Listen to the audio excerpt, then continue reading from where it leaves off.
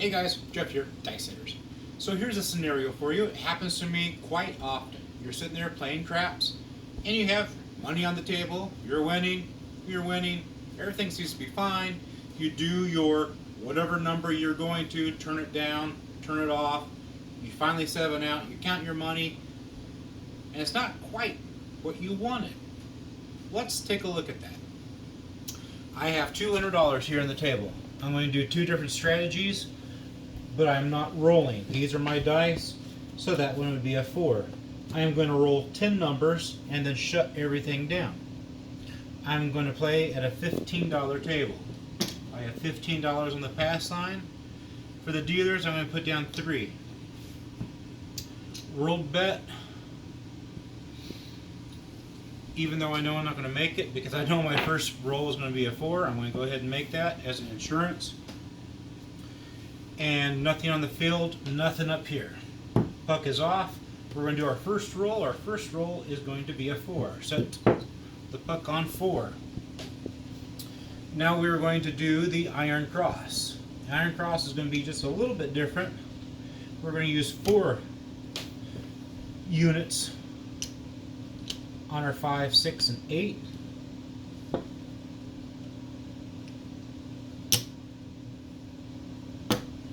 Change.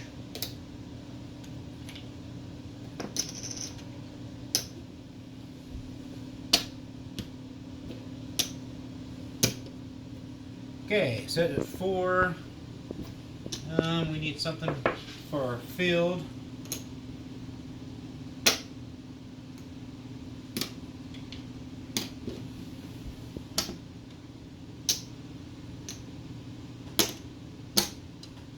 Okay, we're ready to roll. Iron Cross is set up. 4 units, 4 units, 4 units, 3 units, 3 units, 3 units. It's for the dealers. Nothing else. We lost our world bet. And we're going to roll is going to be a 2. 2 is going to win in the field. It pays double. So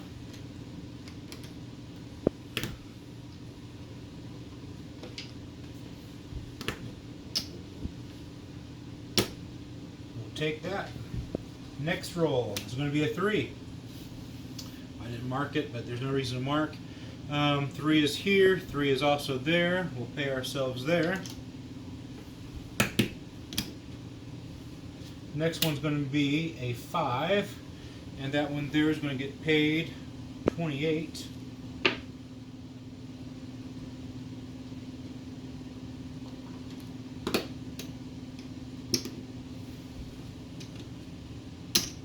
Next roll is going to be a 6. Same thing with that one.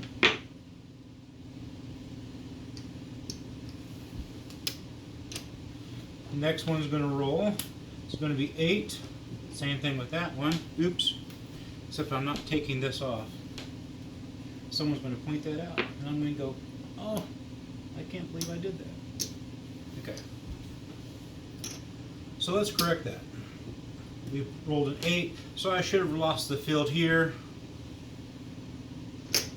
And then I'm going to reset my field. And then for this guy here, I would have lost my field again. And then I would have reset it back up. And for this guy here, I lost my field again. And then I'll reset it back up. There we go. Now we are correct. Yes, I hope we're correct. We're going to roll a 9. Nothing here, but it is in the field. We're going to get 3. Our next one's going to be 10. Nothing there. We're going to get our field. It's going to be 3.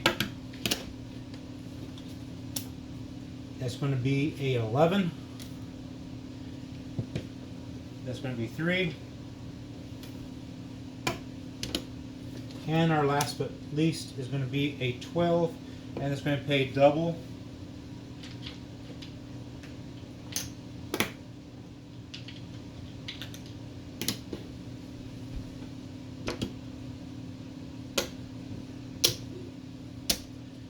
After we're done, we're going to sit there and take down everything.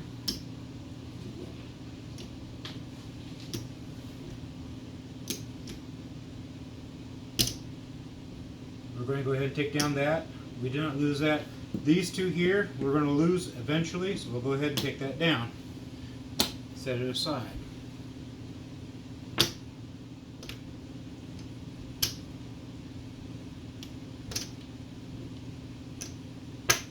Five, 10, 15, 20.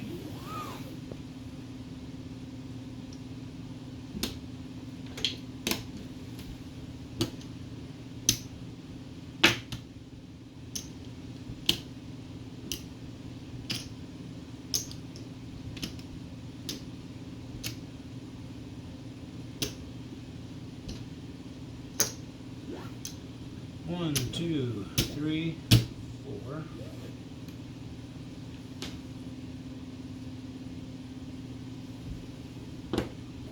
One, two, three.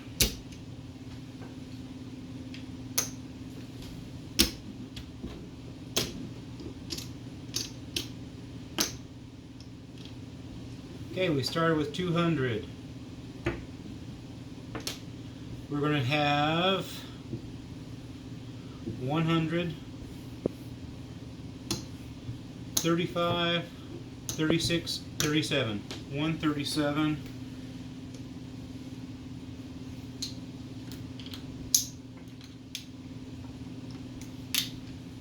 And that's for the iron cross. I'm going to sit there and set us back up.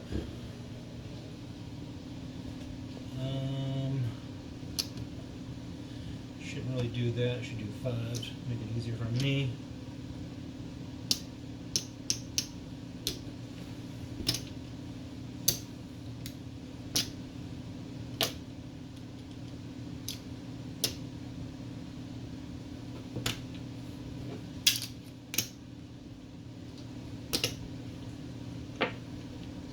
I was never a dealer. I don't ever want to be a dealer. They make it look way too easy. And we got 2, 3,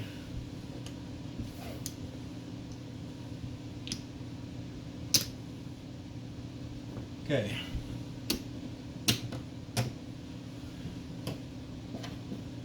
Set all this aside. Make sure we count again. That's missing 10, and then our 10. Oh, we shortchanged ourselves. There we go. Puck is off. It's a $15 table. We're going to give the dealer 3. We know what the cards are, but we're still going to give ourselves a world bet. Puck is off. Our first card is going to be a 4. Move the puck to the 4. Then we are going to sit there and put 3 units on everything.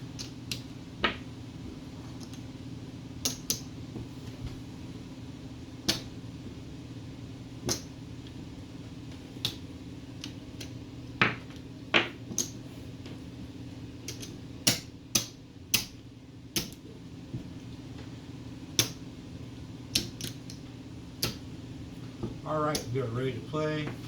We lost our world bet. It's going to be a 2. We don't have anything here in the field. 2 is not marked. We don't lose anything.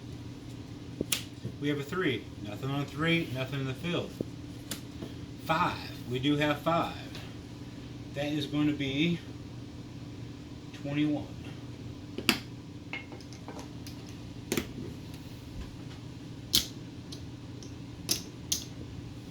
Next one, same thing.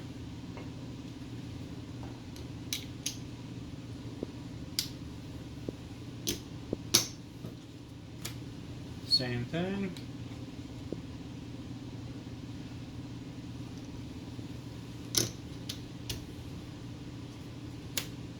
Same thing.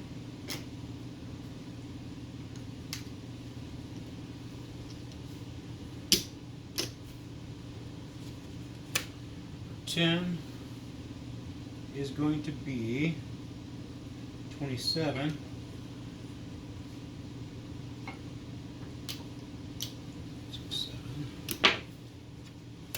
That's That's going to be nothing, nothing, and nothing. Then we're going to sit there. We are eventually going to sit there and lose that.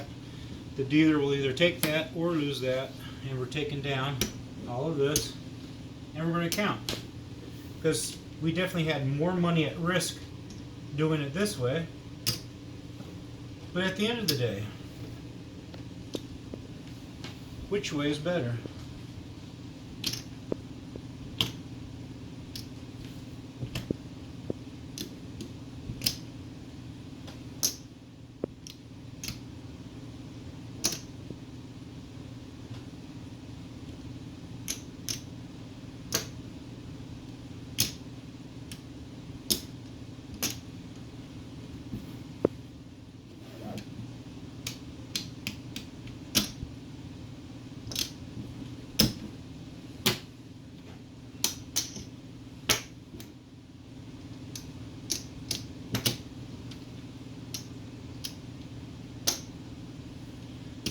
Going to be 2/4.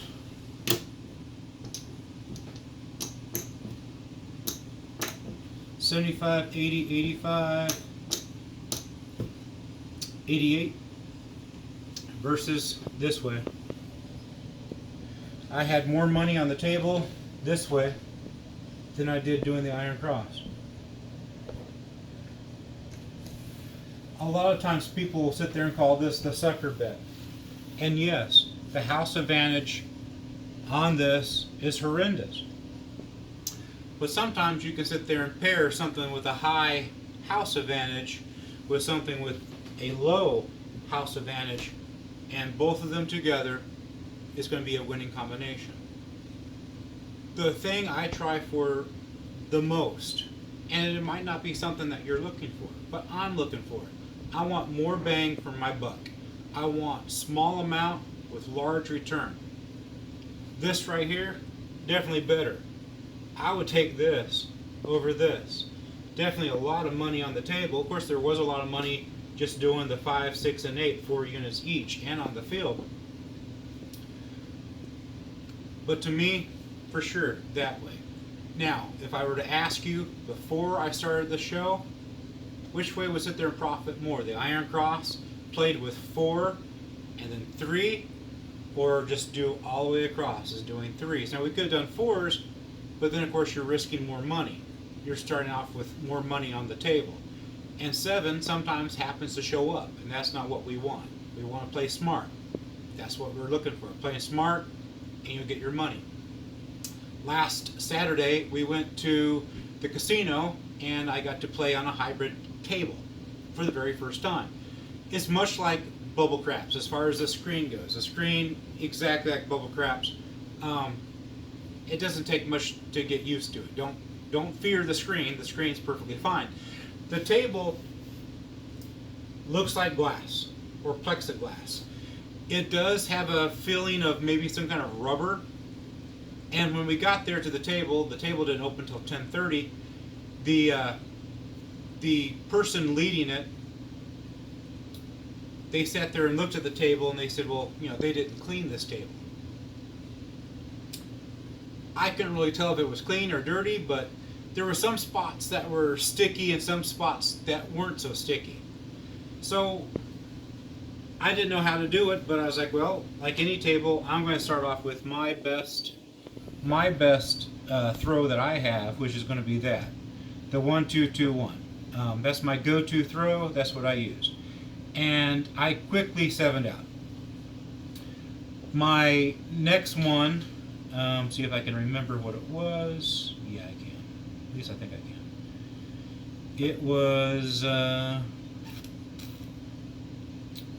think it was this. No, it wasn't. It was actually that. Or was it that? Yep, it was that. To you, it would be this way. To me, it was just like that, using my left hand. I am right-handed, but using my left hand, grabbing it, pinching it, and then we're just going to sit there, just kind of pull it off the table and throw it. If you've ever had a super bouncy table, sometimes you throw it with all your might, and it like goes 4 inches and stops. That's kind of like what this table does. It takes force to sit there and make it go. And sometimes even with a lot of force, it still wouldn't hit the back. And they never sat there and said, you need to hit the back. But there were some people that they sat there and said that. But you throw with all your might, and it does tumble, and then it just stops. I like the real table, but I do like the kiosk. I like it that I can sit there and, I can sit there, yeah, I love that. I don't know how many times I play the same way, all the time. And yet, you want to sit there and say, yeah, that's what I want. Remember, this is my 5th time playing the same exact way. Yes, that's what I want. You don't have that. You just have one dealer and you have the machine. The sad thing about it is that dealer probably maybe got 3 tips, maybe. If you look at the screen, the tip button is up here. I was so making sure I did everything right, I didn't even touch that button. So that poor lady, the dealer, never got a tip. Next time.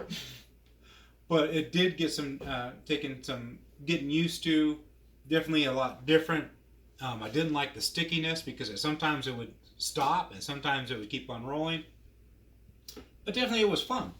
Mike showed up, his wife and his brother, and we just had a fun time playing. And it was at Talking Stick. I think next time we want to go to La Cueva, which will be a real table, but definitely get to you guys on that in July. Coming up July the 4th, that weekend I will be in Vegas on Thursday, Friday, and Saturday. So if you want to sit there and meet up or whatever, I will be staying at Ellis Island. And then again, the big time I'm going to be in Vegas will be right after Halloween. I'll be there for the SEMA show. I'll be there for Tuesday, Wednesday, Thursday, and Friday. So nothing at all during the daytime, but at night, if you want to sit there and get together, now's the time to sit there and shoot me an email, dicesetters@gmail.com. You can also do the Facebook, Dice Setters. You do have to get approval. I just sit there and go, yeah, that's fine, Well, what that does is that in case you have any questions about anything, that your whole family won't see that you're asking questions about dice setting and about craps, and they'll sit there and scold you about how that's all of the devil and we shouldn't be playing dice. And so you don't want that conversation. Like, share, subscribe. I'm like 180 away from being at 1,000. Come on, guys. I ask, I beg, I plead. Please, if you're not a subscriber and you watch this show, you like this show, please subscribe. Once we get to 1,000, I promise I will quit asking. That's just so that I can go live when I'm in Vegas. And I'm in Vegas a lot. Have a good one, guys. Have a good one.